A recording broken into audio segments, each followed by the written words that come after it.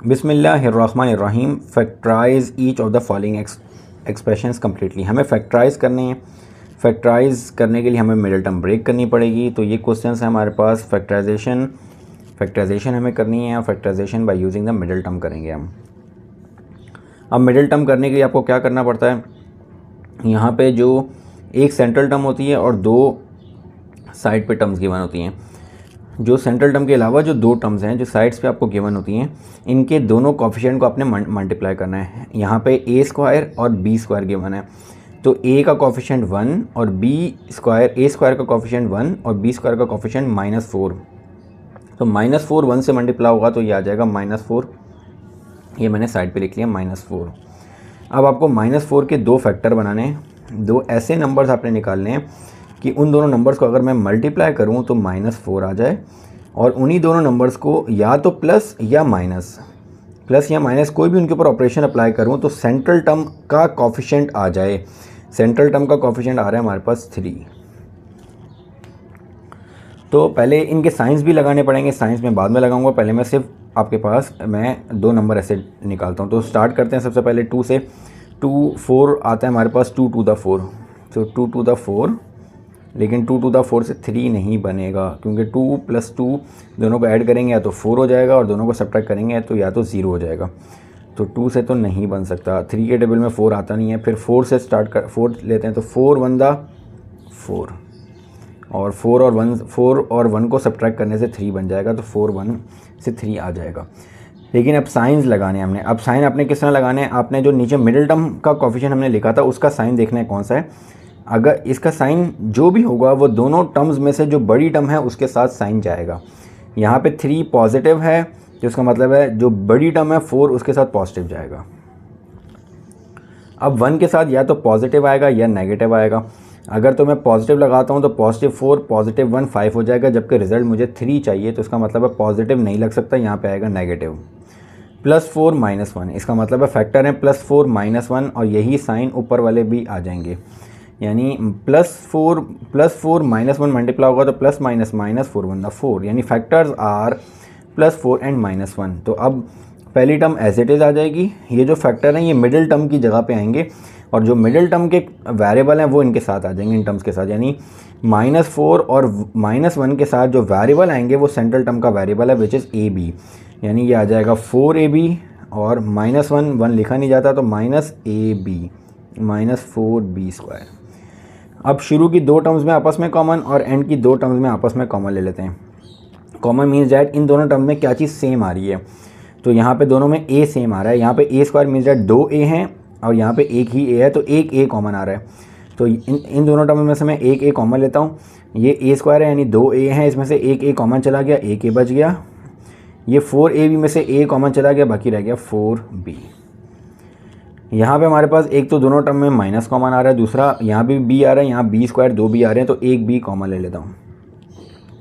यहाँ से -b common जाएगा, माइनस और b कॉमन चला गया तो a बच गया। और यहाँ पे नेगेटिव है, मैंने माइनस कॉमन लिया। जब भी माइनस कॉमन लिया जाता है तो साइन चेंज हो जाता है। मतलब मैंने इसमें से माइनस कॉमन लिया तो अब ये पॉजिटिव हो जाएगा, और इसमें से भी माइनस कॉमन लिया ये भी पॉजिटिव हो जाएगा। और 4 कॉमन नहीं लिया, 4 एज इट इज़ आ जाएगा। 2b² मीन्स डैट 2b हैं, एक b कॉमन चला गया, एक b रह गया। तो ये आ गया दो। अब ये दोनों ब्रैकेट हमेशा सेम होने चाहिए, a+4b। ऐसा ना हो कि यहाँ प्लस आ रहा हो या नेगेटिव आ रहा हो, तो आपने मिस्टेक की है। दोनों के सेम साइन ब्रैकेट्स के आने चाहिए। अब जो दोनों ब्रैकेट सेम आ रहे हैं आप उसको a+4b लिख दें, और यहाँ पे जो टर्म बची वो a -b, a और इस ब्रैकेट के जो बाहर टर्म आ रही है -b, a एंड -b। सो इसकी फैक्टराइजेशन जो हमारे पास फर्स्ट क्वेश्चन गिवन था उसकी फैक्टराइजेशन का रिजल्ट आ रहा है a -b इंटू a+4b। यानी इससे पहले जो हम क्वेश्चन में कर रहे थे हमें दो ब्रैकेट गिवन होते थे, उन दोनों को मल्टीप्लाई करके हम एक एक्सप्रेशन निकालते थे। अब वो एक्सप्रेशन हमें दे दी गई है और हम उसके जो दो मल्टीपल्स हैं जिनको मल्टीप्लाई करके वो एक्सप्रेशन आई है वो हमने निकाल ली by breaking the middle term. Next B part start करते हैं। आपने वही काम करना है, जो दो एंड की टर्म्स हैं सेंट्रल टर्म के अलावा मिडिल टर्म के अलावा उन दोनों के कोफिशिएंट्स को मल्टीप्लाई करना है। 1 multiply by -21, so it will be -21। -21 के दो फैक्टर आपने ऐसे निकालने हैं कि उन दोनों को मल्टीप्लाई करके -21 आ जाए और उन्हीं दोनों टर्म्स को प्लस या माइनस करके सेंट्रल टर्म का कोफिशिएंट आ जाए विच इज़ -4। तो स्टार्ट करते हैं 2 के टेबल से। 2 के टेबल में 21 नहीं आता। नेक्स्ट 3 पे बढ़ते हैं। 3 7 द 21 और 3 और 7 से 4 आ जाएगा उनको सब्ट्रैक्ट करके, तो फैक्टर होंगे 3 7 द 21 और यही फैक्टर्स नीचे आ गए। अब साइन लगाते हैं। साइन मैंने आपको बताया कि आपने मिडिल टर्म हमने लिखी थी वहाँ से आपने साइन लगाना स्टार्ट करना है। मिडिल टर्म जो सेंट्रल टर्म है उसका साइन आ रहा है नेगेटिव, तो दोनों में से जो बड़ी टर्म है उसके साथ ये साइन चला जाएगा, तो ये 7 के साथ जाएगा। और अब अगर मैं इसके साथ नेगेटिव लगाता हूँ तो ये -10 रिजल्ट देगा, जबकि हमें -4 चाहिए। इट मीन्स डैट मुझे यहाँ पे प्लस साइन लगाना पड़ेगा। माइनस प्लस माइनस दोनों को माइनस किया, साइन बड़ी टर्म का आ गया और यही साइन ऊपर शिफ्ट हो जाएंगे, तो plus minus minus 7 3 21। It means that अब ये जो दो फैक्टर्स आ रहे हैं ये मिडिल टर्म की जगह पे आएंगे with the coefficient of with the variable of the middle term. तो first term as it is आ जाएगी। पहले मैं इक्वेशन को एक दफ़ा एज इट इज़ लिख देता हूँ। अब c², अब इसकी जगह पे ये दो फैक्टर आएंगे। पहला फैक्टर आ रहा है 3 और इसके साथ वेरिएबल cd -7 cd + 21 d²। अब इन दोनों टर्म्स में से कॉमन लेते हैं। इन दोनों टर्म्स में से c कॉमन आ रहा है। यहाँ से c² में से एक c कॉमन जाएगा, एक c बच जाएगा और 3cd में से c कॉमन चला जाएगा, बाकी रह जाएगा 3d। यहाँ से -7 क्योंकि 7 और 21 7 दोनों 27 के टेबल में आते हैं और दोनों में माइनस आ रहा है तो माइनस कॉमन ले लिया और एक डी कॉमन आ रहा है। तो जब भी माइनस कॉमन लेते हैं ये नेगेटिव पॉजिटिव हो जाएगा। 7 कॉमन चला गया, डी भी कॉमन चला गया, बाकी रह गया सी और ये माइनस कॉमन चला गया, यहाँ पे आ जाएगा पॉजिटिव। 7 3 21 d², 2 डी थे, एक डी कॉमन चला गया, एक डी रह गया। ये दोनों ब्रैकेट हमेशा सेम आने चाहिए। अब जो दो ब्रैकेट सेम आ रहे हैं आपने उनको उस ब्रैकेट को एक दफ़ा लिखना है और पहले ब्रैकेट के साथ जो टर्म है और जो दूसरे ब्रैकेट के साथ टर्म है उन दोनों को एक ब्रैकेट में लिख देना है। तो हमारे पास जो बी पार्ट में जो एक्सप्रेशन गिवन थी उसके दो मल्टीपल्स आ गए। ये दोनों आपस में मल्टीप्लाई होंगे तो ये एक्सप्रेशन आ जाएगी। Now the part C. वही काम स्टार्ट करते हैं। फर्स्ट एंड लास्ट टर्म के कोफिशिएंट को आपस में मल्टीप्लाई करता हूँ। 2 × -15 विल बी -30। -30 के दो फैक्टर ऐसे बनाने कि उन दोनों को मल्टीप्लाई करूँ तो -30 आ जाए और उन्हीं दोनों टर्म्स को प्लस या माइनस करूँ तो कोफिशिएंट ऑफ सेंट्रल टर्म आ जाए which is 7 in this case, +7। तो 2 के टेबल से स्टार्ट करते हैं। 2 15 30 होता है, लेकिन 2 और 15 को प्लस या माइनस करने से 7 नहीं आएगा। Moving to the next second. 3 10 30 होता है, 3 और 10 को सब्ट्रैक्ट करने से 7 आ जाएगा। It means that the factor will be 3 10 30 और 3 और 10। अब साइन लगाते हैं। साइन आपने सेंट्रल टर्म से स्टार्ट करना है। सेंट्रल टर्म आपके पास 7 है जिसका साइन पॉजिटिव है, तो जो बड़ी टर्म है उसके साथ पॉजिटिव चला जाएगा। अब +10 में -3 होगा तो 7 आएगा। इसका मतलब है यहाँ पॉजिटिव नहीं लग सकता, यहाँ माइनस ही लगेगा। अब यही साइन ऊपर शिफ्ट हो जाएंगे तो minus plus -30। It means that पहले मैं एक दफ़ा एक्सप्रेशन को एज इट इज़ लिख देता हूँ। अब एक्सप्रेशन की first term as it is आ जाएगी। सेंट्रल टर्म की जगह पे ये दोनों फैक्टर्स आएंगे with the coefficient of central with the variable of the central term. So -3hk + 10hk। आप दोनों टर्म्स में से जो फैक्टर निकालें कोई भी पहले लिख सकते हैं। -15k²। अब इन दोनों टर्म्स में से कोई कोफिशिएंट कॉमन नहीं आ रहा क्योंकि 2 और 3 इनका कोई कॉमन नहीं है। h² और h कॉमन, एक h कॉमन आ रहा है, इसमें से h कॉमन ले लेते हैं। 2 एज इट इज़ आ जाएगा। h² में से एक h कॉमन जाएगा, एक h बच जाएगा। -3 एज इट इज़ आ जाएगा, h कॉमन जाएगा तो k बच जाएगा। अब यहाँ पे एक तो k कॉमन आ रहा है और 10 और 15 3 के टेबल में आते हैं, बल्कि 5 के टेबल में, 3 के टेबल में नहीं 5 के टेबल में आते हैं, तो 5 और एक k कॉमन आ जाएगा। सो 5 to the 10 k कॉमन ही चला गया, h बच गया, माइनस हमने प्लस साइन लिया है तो यहाँ पे अब ये दोनों साइन सेम जाएंगे। जिसके साथ प्लस है प्लस जाएगा, जिसके साथ माइनस है माइनस जाएगा। जब माइनस कॉमन लेते हैं तो साइन दोनों के चेंज हो जाते हैं। अब यहाँ पे 5 3 × 15 2 के हैं, k², एक k कॉमन चला गया, एक k बच गया।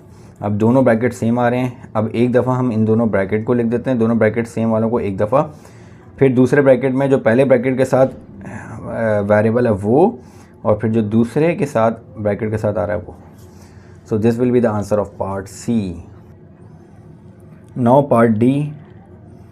पार्ट डी में एक दफ़ा एक्सप्रेशन में एज इट इज़ लिख देता हूँ 3m² minus 16mn minus 12n²।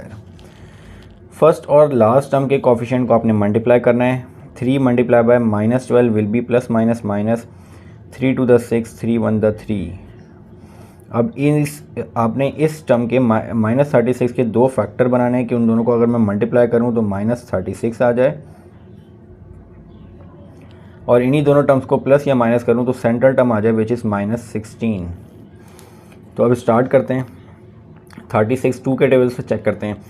2 के टेबल में 2 को मैं 18 से मल्टीप्लाई करूं तो 36 आ जाएगा, और 2 और 18 माइनस होंगे तो 16 आ जाएगा। इट मीन्स दैट यहाँ पे जो फैक्टर आएंगे वो 2 और 18, और यहाँ पे भी 2 और 18 आ जाएंगे। अब साइन लगाने हैं। साइन सेंट्रल टर्म से स्टार्ट करते हैं। सेंट्रल टर्म का साइन नेगेटिव है तो दोनों में से जो बड़ी टर्म है उसके साथ नेगेटिव आएगा। अब यहाँ माइनस 16 लाने के लिए मुझे यहाँ पे प्लस लगाना पड़ेगा, क्योंकि अगर मैं यहाँ माइनस लगा दूंगा तो रिजल्ट माइनस 20 आ जाएगा, और यही साइन मैं ऊपर शिफ्ट कर देता हूँ। तो प्लस माइनस माइनस 2 18 द 36। सो पहली टर्म एज इट इज़, दूसरी टर्म के साथ ये दूसरी टर्म की जगह पे ये दोनों फैक्टर्स आएंगे और साथ वेरिएबल जो है इसी टर्म का आएगा। तो माइनस पहले 2 है तो पॉजिटिव 2mn और फिर माइनस 18mn माइनस 12n²। अब शुरू की दो टर्म्स में से कॉमन लेते हैं। कोफिशिएंट तो कोई कॉमन नहीं आ रहा क्योंकि 3 2 का कॉमन कुछ नहीं होता। m कॉमन आ रहा है, यहाँ से 3 बच जाएगा। m² में से 1 कॉमन गया, 1 m बच गया। यहाँ पे 2 कॉमन नहीं गया, 2 आ जाएगा। m कॉमन चला गया और n आ जाएगा। अब इसमें दोनों नेगेटिव हैं तो नेगेटिव कॉमन ले लेते हैं। और 12 और 18 किस टेबल में आता है? 3 के टेबल में भी आते हैं। 3 4 12 3 5 3 6 18, और इससे बड़े नंबर में कॉमन आपने सबसे बड़ा नंबर देखना होता है। 4 के टेबल में नहीं आता, 6 के टेबल में आते हैं दोनों। तो 6 और वेरिएबल आ रहा है n कॉमन आ रहा है, 1 n। सो ये नेगेटिव कॉमन लेने के से ये पॉजिटिव, ये भी पॉजिटिव हो जाएगा। तो ये पॉजिटिव हो गया। अब 6 को मैं किस से मल्टीप्लाई करूँ कि 18 आ जाए, यानी 6 3 आर 18।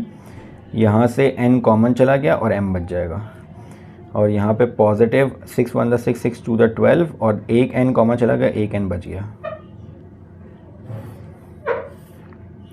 अब दोनों ब्रैकेट सेम आ रहे हैं तो दोनों ब्रैकेट जो सेम आ रहे हैं उनको मैं एक दफ़ा लिख देता हूँ। फिर दूसरे ब्रैकेट में जो पहले ब्रैकेट के साथ वेरिएबल आ रहा है वो, और जो दूसरे ब्रैकेट के साथ वेरिएबल टर्म आ रही है वो आ जाएगी। सो ये मेरे पास फैक्टर आ जाएंगे डी पार्ट के। नेक्स्ट स्टार्ट करते हैं ई पार्ट। ई पार्ट में भी हमें यही करना है। लास्ट और फर्स्ट टर्म के कोफिशिएंट को मल्टीप्लाई करते हैं। तो 18 to the 36 and 18 3s are 18 को 3 से मल्टीप्लाई करता हूँ। 8 1 2 16 3 24, 3 1 3 4 5, द रिजल्ट विल बी 54। अब मुझे 54 के दो फैक्टर्स बनाने ऐसे कि अगर मैं उन दोनों को मल्टीप्लाई करूँ तो 54 आ जाए, और इन्हीं दोनों फैक्टर्स को प्लस या माइनस करूँ तो सेंट्रल टर्म का कोफिशिएंट आ जाए विच इज़ 15। सो स्टार्ट करते हैं। 2 के टेबल में 54 ये होता है 2 to the 4 to 27 टाइम्स, और 27 और 2 को प्लस या माइनस करने से 15 नहीं आएगा। सो 3 से करते हैं। 3 के टेबल में 54 आता है। 3 1 3 और 2 बचेगा 24, 3 7 21, 3 8 24, तो 18 टाइम, और 18 में से 3 माइनस करेंगे तो 15 आ जाएगा। इट मीन्स दैट हमारा फैक्टर आ जाएंगे 3 इंटू 3 1 3 और 3 8 24। 3 को 18 से मल्टीप्लाई करेंगे तो 54 आएगा, और 3 और 18 को प्लस या माइनस करने से 15 आ जाएगा। अब साइन लगाते हैं। साइन मुझे पॉजिटिव चाहिए तो बड़ी टर्म के साथ पॉजिटिव आएगा, और बड़ी टर्म के साथ पॉजिटिव आएगा, और यहाँ पे अच्छा, अब अगर मैं यहाँ पॉजिटिव लगाता हूँ तो ये 21 हो जाएगा, जबकि मुझे 15 चाहिए। इसका मतलब है ये फैक्टर नहीं बनेगी, क्योंकि अगर मैं यहाँ पे नेगेटिव लगाता हूँ तो नेगेटिव लगाने से ये होगा कि यही साइन ऊपर जाएंगे, और जब इनको मैं मल्टीप्लाई करूँगा तो माइनस प्लस माइनस टर्म आ रही है, जबकि रिजल्ट में मेरे पास 54 पॉजिटिव का आ रहा है। तो ये फैक्टर नहीं बन रहा। मैं कोई और फैक्टर चेक करता हूँ। 3 से तो नहीं बनेंगे। 4 के टेबल में 54, 4 के टेबल में 4 1 4 और 14 4 के टेबल में नहीं आता। 5 के टेबल में 54 नहीं आता। 5 के बाद 6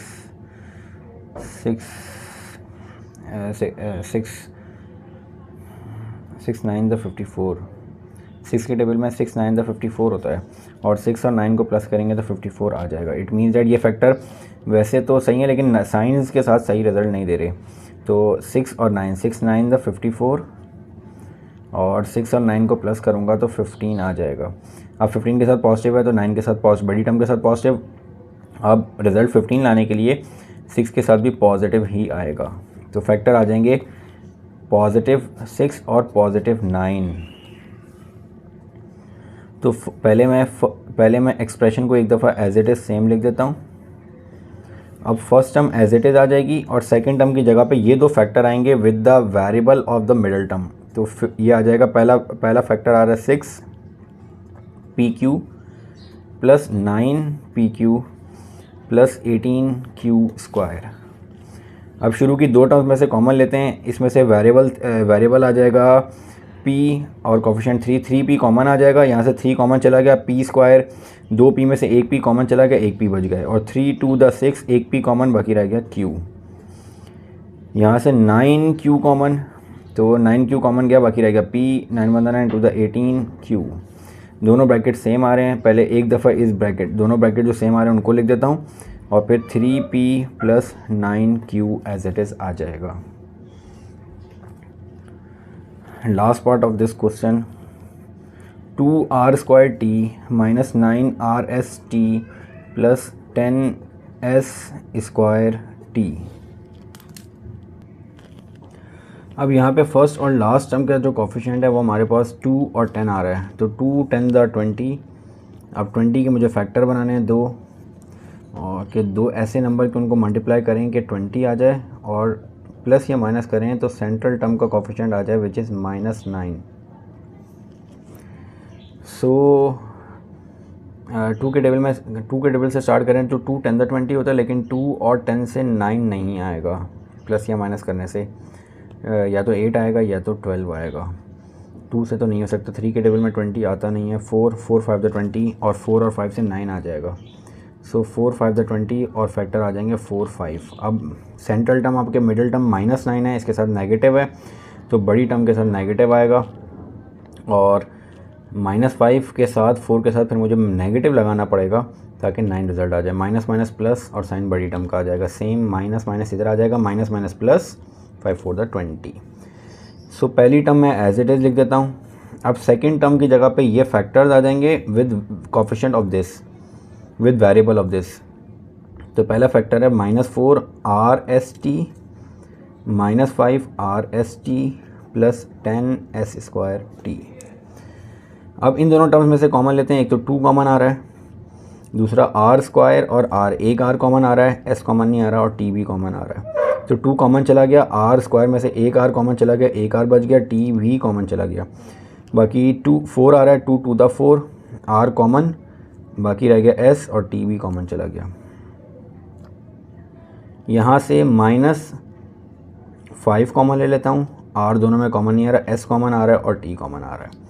तो यहाँ से माइनस कॉमन लिया तो ये जो नेगेटिव वाली टर्म थी अब ये पॉजिटिव हो जाएगी। 5 कॉमन चला गया, r बच गया, s कॉमन चला गया, t कॉमन चला गया। अब माइनस कॉमन लेने की से ये पॉजिटिव नेगेटिव में चेंज हो जाएगा। 5 2 द 10, 2 s हैं, एक s कॉमन चला गया, एक s बच गया। अब दोनों ब्रैकेट सेम आ रहे हैं। अब इस दोनों ब्रैकेट जो सेम आ रहे हैं उनको आप एक दफ़ा लिख दें, और पहले ब्रैकेट के साथ जो टर्म आ रही है और जो दूसरे ब्रैकेट के साथ टर्म आ रही है ये दोनों एक ब्रैकेट में आ जाएंगे। अच्छा, अब यहाँ पे इस टर्म की इस जो ब्रैकेट है इसमें दोनों टर्म्स में t कॉमन आ रहा है, तो इन दोनों में से मैं t कॉमन ले लेता हूँ।